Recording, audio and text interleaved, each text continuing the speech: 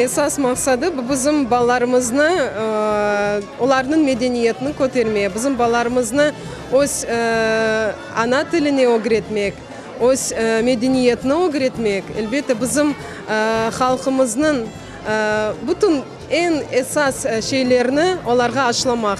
Главная цель – научить детей танцевать крымско-татарский танец правильно и красиво. Со временем нас стало больше, у нас уже получается одна большая семья. И решили совместно со студией «Фелис», с Амине Мустафаевой организовать такой праздник, в первую очередь для детей.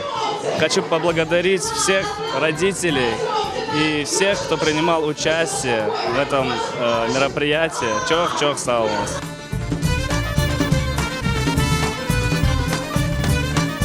Duvaklı kız, aman yanaklı kız, aman dudaklı kız.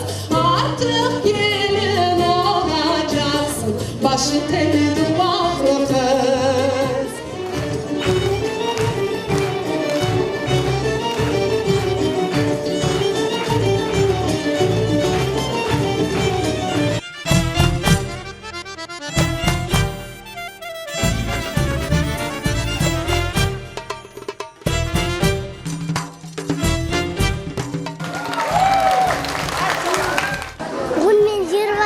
Oynadım.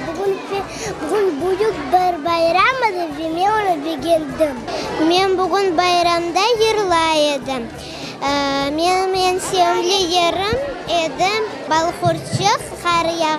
Gelecekte sevim olmağım yerci ve hoca.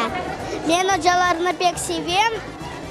Onlar bizge büyük bayram yaptılar.